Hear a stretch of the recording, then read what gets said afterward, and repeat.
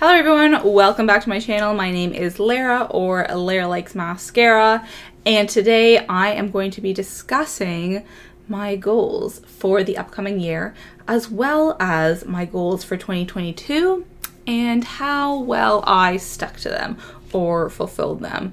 So kind of a two-parter. I've been doing a lot of two-parters lately. Like with my Project Pan, I was like, wrap up, and also let's talk about the next year my Project Pan, because it's just more efficient than having two separate videos, you know? And I only upload once a week, which I say every time, but it's just I just feel like I have to explain why in one video I'm talking about my 2022 goals and also my 2023 goals.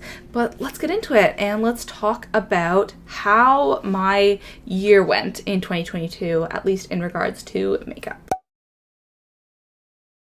Also, I just found out that this musical I've been super into is coming to Broadway.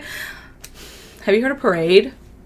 I mean, if you live in New York, you probably have, but ugh, I want to see this so bad. Great music. I love Jason Robert Brown. I love Ben Platt. Anyways, cross your fingers for me that I convince someone to go to this show with me in New York. I haven't been in a long time. Anyways, let's talk about what today's video is about. So, my 2022 makeup goals. I had a bunch, and I think I stuck to them pretty well, although maybe I should come up with a better system for my goals, because I just kind of like keep them in the back of my head. I don't like have a post-it on my mirror in the bathroom that says like, these are your goals for this year, please adhere to this.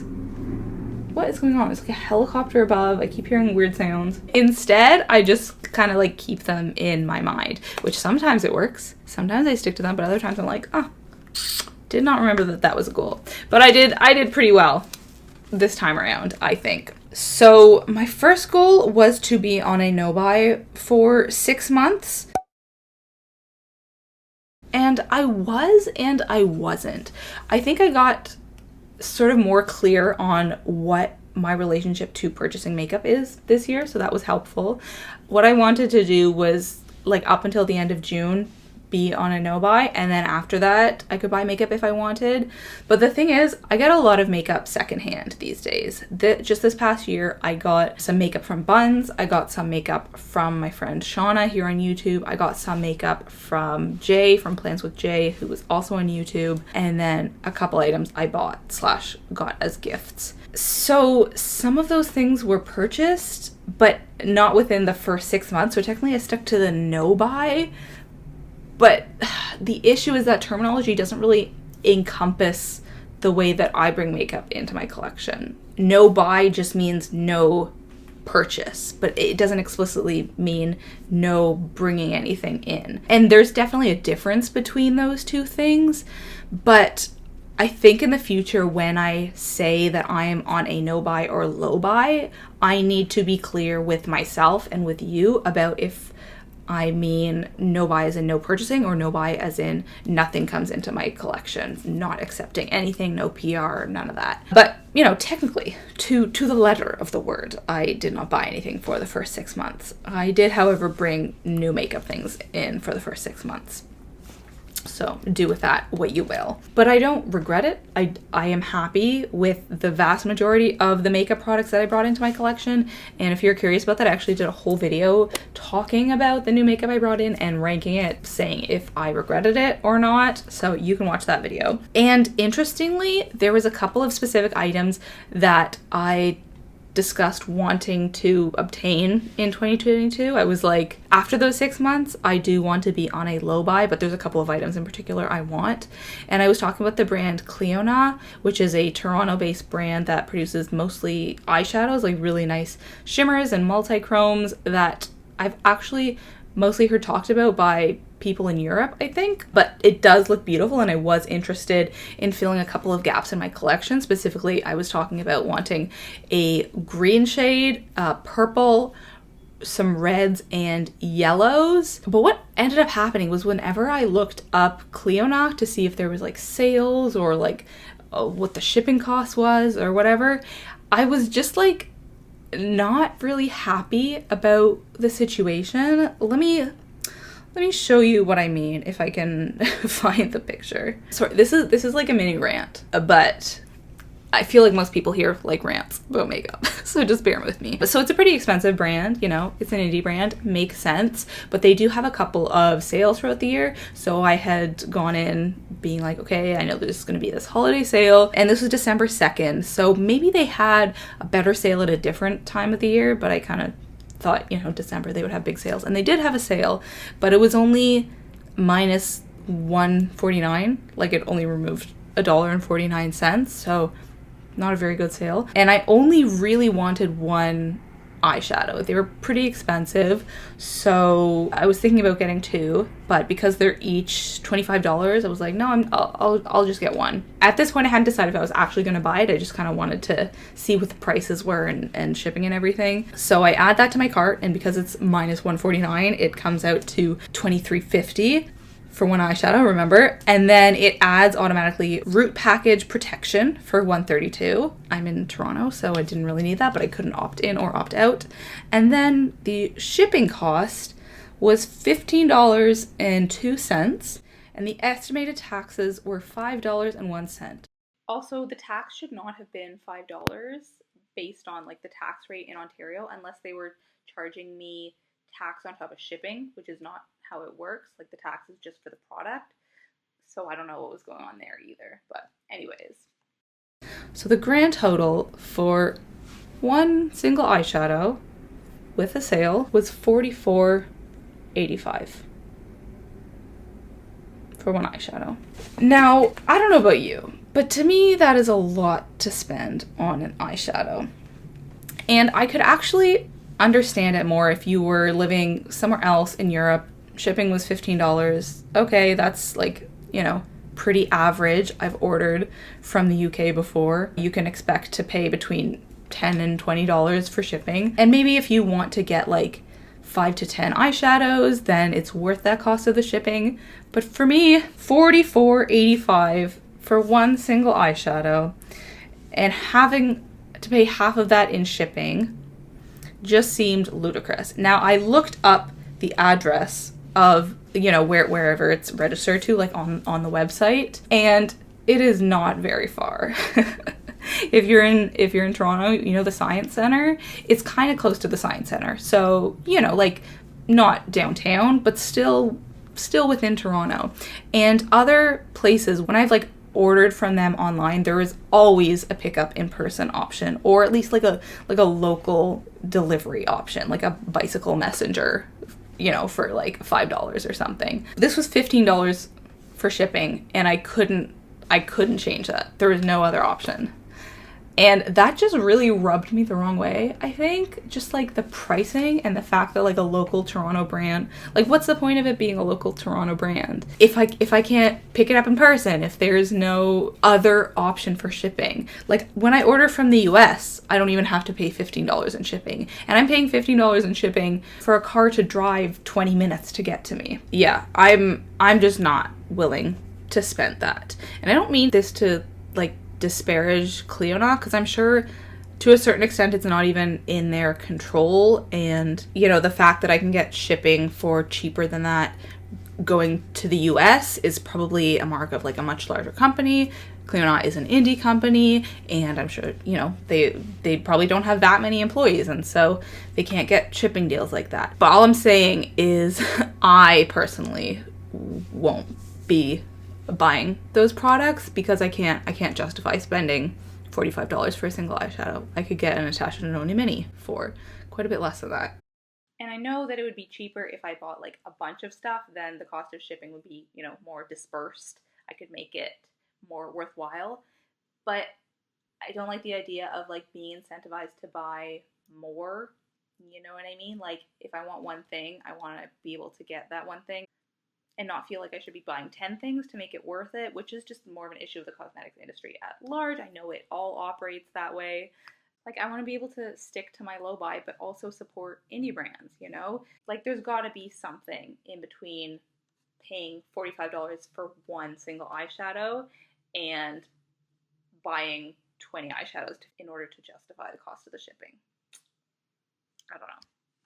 Tell me your thoughts down below. This is probably kind of controversial, and I don't mean to hate on Clionadh, but I was just frustrated. Anyways, sorry for the rant. That's more, I think, the cosmetics industry at large. I do want to support indie brands, but at those price tags, I just can't. But hey, if you're like me and you're not going to be spending that much money, try secondhand. Or get people to declutter stuff for you. I actually did manage to get some of the shades that I was interested in. So these are kind of along those same lines. This is a purple, this is beautiful green, and these are two kind of yellow shades. I mean, they don't look very yellow there, but they show up more yellow on the eyes. And these are from two new palettes that I obtained this year. This is from Jay, from Plans with Jay here on YouTube and Instagram, and this is from Shauna. See that lovely purple there? So yeah, I'm really happy because I did actually get some of the products that I wanted this year in the end. And I got 3 other new products somewhat recently. They're actually just behind me here, but I got these as presents during the holidays. And it's kind of funny because the 2 categories that I've really been trying to like deal with and minimize is eyeliners and lip products, and that's the category that these fall in. But I actually felt like they were filling a gap in my collection, and for that reason I don't feel at all guilty about it or like I was buying things that I didn't need. I specifically didn't have these items before. So this is the KVD tattoo liner. When Sephora was having that 20% off sale, which that was so strange after the VIB sale, but I took that as my opportunity because I never get sales that good at Sephora, and I didn't have any liquid liners. I haven't actually had any all year. I think I finished my last one like almost 12 months ago, and I've realized that I really, really miss it. Like, liquid liner is just superior in a lot of ways because of that really precise line you can give. The first time that I put this on after getting it, I showed my partner. I was like, do you notice anything different about my eyeliner? He's like, wow, it looks so sharp and precise. If my partner can tell a difference with my eyeliner when he knows nothing about makeup, then you know that it's worth having an extra product. You know what I mean? Yeah, and I got this because this was the Sephora birthday gift a couple years ago, so I knew I loved it. And I'm wearing this today, really happy with it, no regrets. One other eyeliner, this is from Pacifica. This is in a green shade.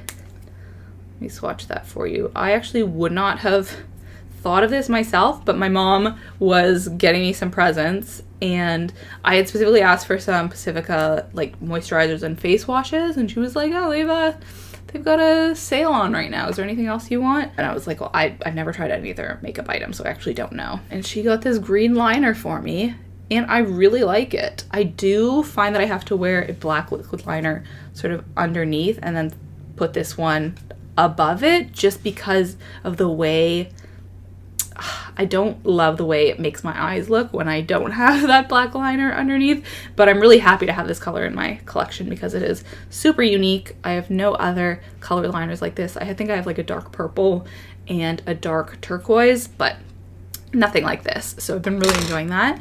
And the third one, I haven't used this yet. This is a NYX matte lip liner in Soft Spoken.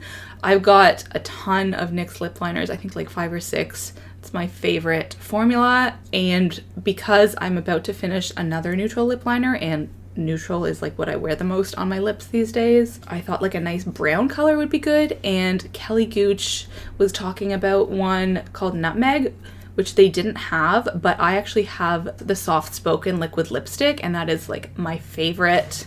Let me swatch it for you actually. Oh, every time. This is like one of my most worn lip products. I wore this in Turkey a bunch because it's neutral, but it also stands out. It's dark-ish, so I just reach for it a ton. So it is the matching lip liner, and I think that I can wear this lip liner with a bunch of other shades too. It would work well with neutrals. It would work well with darker ones. So yes, happy about that. Although it's not quite brown. I'm still kind of like, do I need a brown lip liner? But not anytime soon, I don't think. So those are the new products that I brought into my collection. I didn't realize that I was gonna be talking about all of that quite so much. My other goals I'll just speak about quickly. I wanted to continue project panning, which I did, no problem. I actually incorporated some new projects into last year. I did like a year-long panning goals kind of series. I also did a graveyard project pan, which was a ton of fun, so I'm continuing that this year. I wanted to be decisive with my declutters as well, because I was having a tough time letting go of some products that I never reached for, and I wanted to enable myself to get rid of them. And I did. I actually decluttered a ton of the items that were in my like chopping block videos / makeup that I should get rid of. I will link here, but I did an update where I talk about sort of 1 year later, which products have I decluttered, and it was a lot of them. I was pretty happy. Always room for improvement, but I definitely got better at decluttering last year. I wanted to be more creative with my looks, which I certainly did. I think even like the fact that I was interested in this and these types of colors and that I got a lot of use out of them, well, especially in December with that Melt palette. I got it fairly recently, but because I had these palettes, I think that inspired me to get a bit more creative. And not that you need new products in order to be creative. You can totally be creative with what you already have, but I knew that I was ready for trying out different colors on my eyes, like greens. I'd never worn greens on my eyes. I just knew that I was willing to do those things, and I think I only was because I had sort of put that foundation in place of like creativity and playing with the makeup I already had. I also didn't want to hate pan last year. I don't know if I was hate panning, but there is some products that, you know, you just want to get out, and it's hard to know if you're hate panning, because when you're trying to pan something, you're mostly focused on, you know, hitting how many ever number of uses you want to hit or finishing it off completely. Like, you're focused on that goal. Sometimes you're not even as much focused on the product. Like, let's say with this, I still enjoy the product, but because I want to get it out so much, that's just like, that's the more dominant emotion rather than like how I feel towards this. So by the end, because oftentimes when you're trying to finish a product, it takes a lot longer than you want it to or than you expect it to. So you're just frustrated by that. Even if you like the product, you're just like, why can't you be done? Why can't you be done? And I think that was more the situation with a lot of products rather than me just hating it. It's a bit more complicated than hate panning. This product, it's fine. I actually like how it feels on my lips, but it's just cumbersome because it's like in this thing and I have to stick something in it and put that on my lips. And then also because it's lasted so much longer than I was expecting, I'm just thinking about using it to get it out rather than using it because I like it. So it might sound to you like I'm hate panning this because every time I talk about it, I'm like, I just want to get it out, but that's not it. So I don't know. I was probably dislike panning some stuff, but I don't know if I was hate panning anything. And then the last one was to declutter my lipstick and eyeliner category. And I didn't quite achieve this in 2022, but I have already filmed those videos and they will be coming out within the next couple of weeks or month. So it was in 2023 that I decluttered these categories, but hey, at least I did it. I did achieve those goals, even if it was a little bit late. So those were all of my makeup goals for 2022. I think I did pretty well with all of them. There wasn't any that I like completely failed. So A+ there. Let's move on to my makeup goals for 2023. So first and foremost, let's talk about this no buy / low buy. Will I be continuing it next year? I don't think it's going to surprise anyone to say that I will remain very conscious of my purchasing habits, and even further than that, just the things that I bring in. I'm never going to go back to my old ways. So it's not going to be a no buy, or at least I don't think it will be. Maybe at the end of the year I'll be like, oh look, I didn't buy anything. But I'm just going to call it a low buy, and I will allow myself to purchase 5 or fewer things.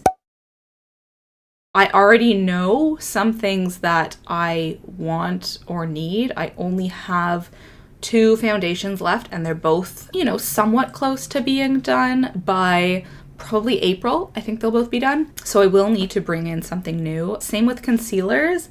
I have 2 concealers also, but one of them I don't really like very much. So when I finish that first one, I will probably have to replace it. So that's 2 products right there. And then there's some other things that I'm interested, I don't need, because there's no other categories where I'm gonna like fully run out. You might think I'm changing, but there's some products I want that 2 years ago I would be very surprised. Shauna showed me, what are those Glossier cheek tints called? You know what I mean? Just like the blush. I tried one of hers and I loved it. So this isn't like a need, but if I see one on Buns, yeah, I think I would only obtain this secondhand because I don't want it enough to buy it firsthand. / I feel like I already have enough blushes, so I don't need to push that number unless it just sort of falls into my lap. But yeah, I would love to get that. And also, I'm kind of interested in a cream bronzer, not any cream bronzer, but like a stick cream bronzer, because I'm not liking I'm still not liking bronzer, but I feel like I will be able to have more control with a stick bronzer. The last one I had was the NYX Wonder Stick, which was like double-ended, and I know that they've reformulated and it's better now, but I don't want that because one side is a highlight and I'm just not gonna get as much use out of that as the bronzer. Like, I'm not gonna use it up as quickly, and last time I hated that highlight end so much, so I'm not thinking about that one. The ones I am thinking about are the Merit stick and also the Fenty Beauty sticks. So yeah, I'm interested in a contour or a bronzer that's in a stick. Also, I feel like I need to learn to contour my nose, because whenever I watch people do that on camera, like intense contouring, I am so impressed, and I want to know how to do that with my face. And then yeah, I still feel like I don't really like bronzer when I put it on. Like today I'm not wearing any, and I honestly think it looks so much better than when I do wear bronzer. So I just need to find something that works, and maybe it's gonna be a cream bronzer. I think those are the only products that I want.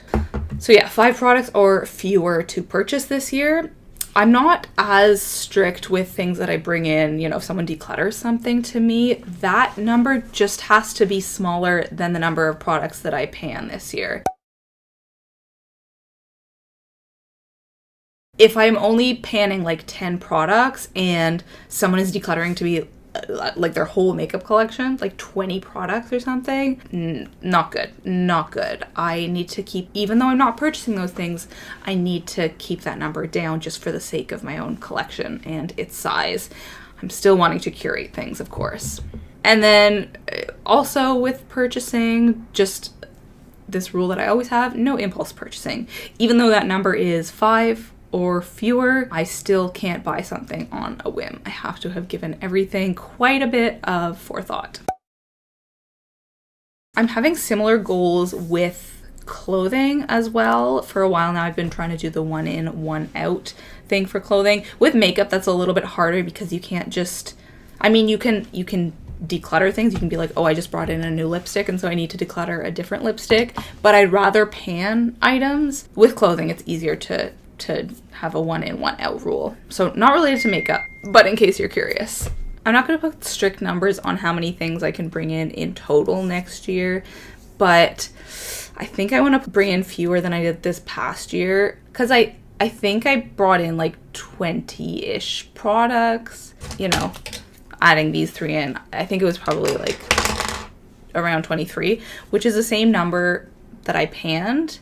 So that's not bad. And then on top of that, I decluttered some other things. So it's not like my collection was getting bigger, but I don't know if it got smaller. And every year I want my collection to get smaller and more curated. So if I can bring in fewer than I did this past year, that would be the goal. I really would prefer to not bring in more than 10 makeup products over the whole year this year. And then another thing, like last year I was talking about being more decisive in my declutters, which I was, but I want to be more decisive with decluttering things that are nicer, because I don't find it as difficult to declutter products that maybe I purchased like on a whim and it was on sale at the drugstore, it was just a few bucks, or it was a small palette or something. But if it's something that is more expensive, like if it's higher end, I have real trouble getting rid of it. Like, even this doesn't make sense, but This Stila All Over Shimmer, this is so old.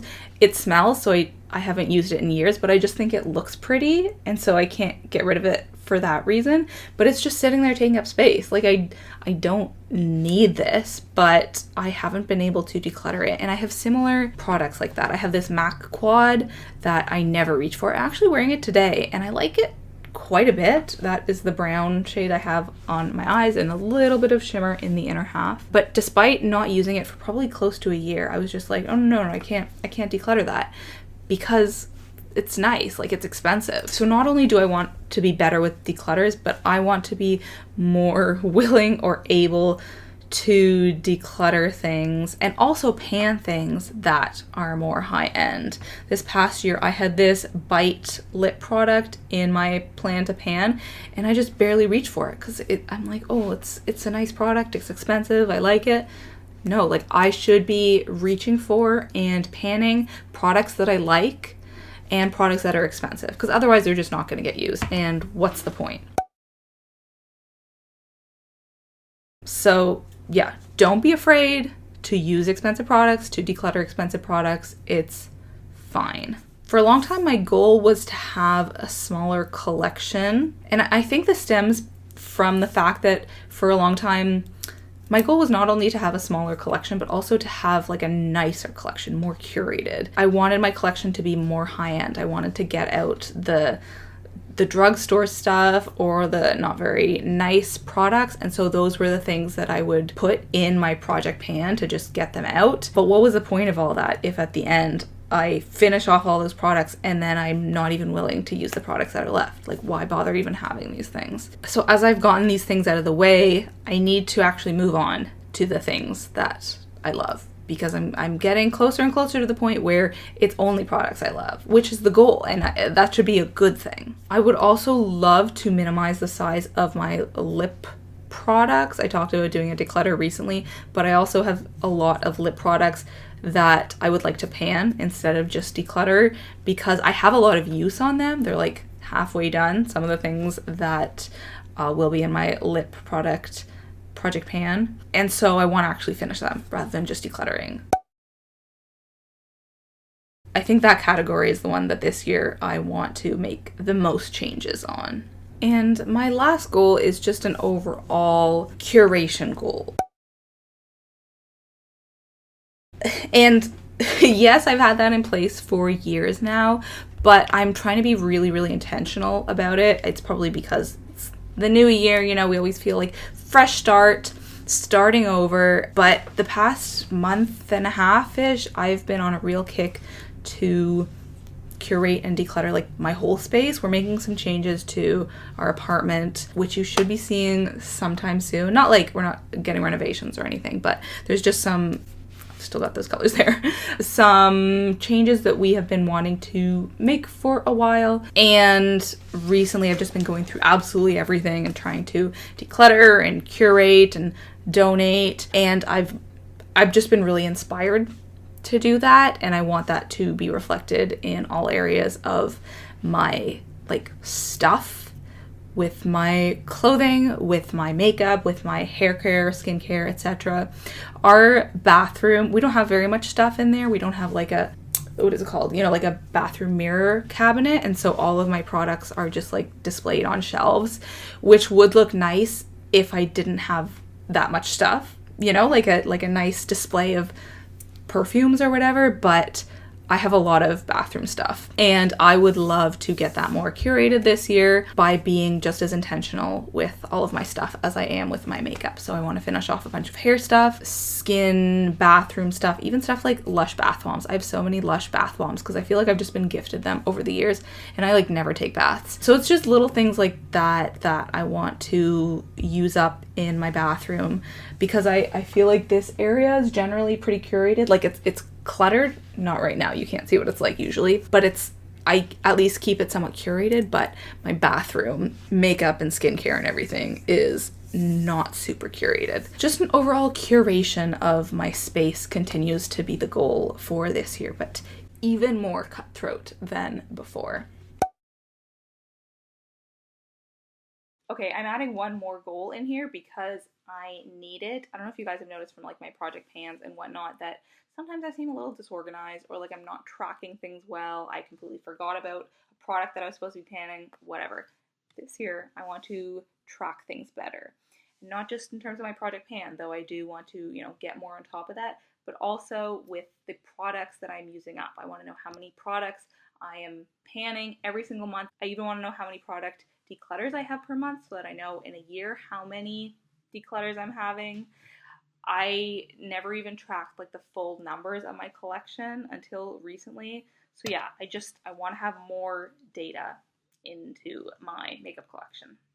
So yeah, that's all. I think the main takeaway is I want to only purchase select few products, otherwise get them secondhand, but still try not to bring in too many items. And yeah, that is it for my makeup goals.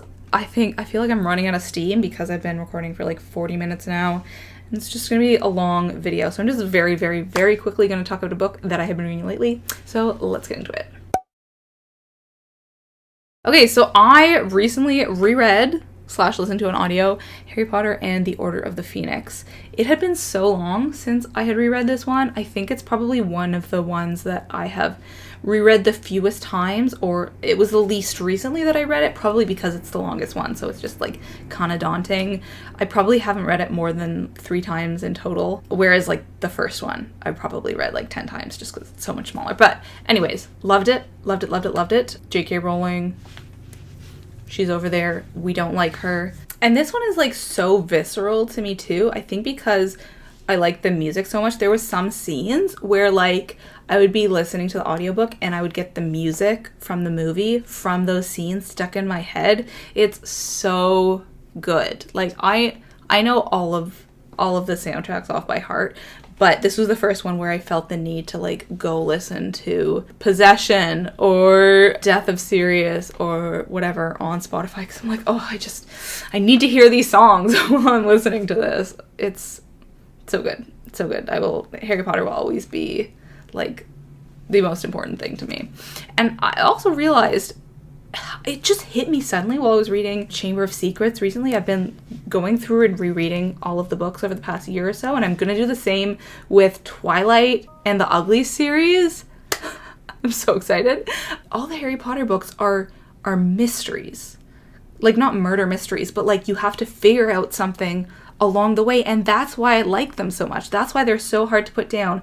That's why J.K. Rowling is so good at writing mysteries in her Robert Galbraith series, because the Harry Potter books are mysteries. In the first one, you think the whole time that the bad guy is Snape, but it's actually Quirrell. You're totally thrown for a loop. The whole time in Chamber of Secrets, you think that the bad guy is Malfoy, but it's actually Ginny being possessed by Tom Riddle. In the third one, you don't know that Lupin is a werewolf. You think that Sirius is the bad guy, but turns out he's Harry's godfather. All of them are like this. They are so well constructed. This is a series where you couldn't have possibly predicted any of those things. I'm pretty good at guessing the ending of or like who the killer is or who the bad guy is, but like with Harry Potter, was anyone able to do that? I don't know. I don't remember at the time. Anyways, this turned out into a much longer talk than I wanted it to, but if you haven't read the Potter books in a while or rewatched them, go do it. It's so emotional. I find rereading them such an emotional experience. Okay, that's gonna be it for today. Thank you so much for watching, and I will talk to you next week.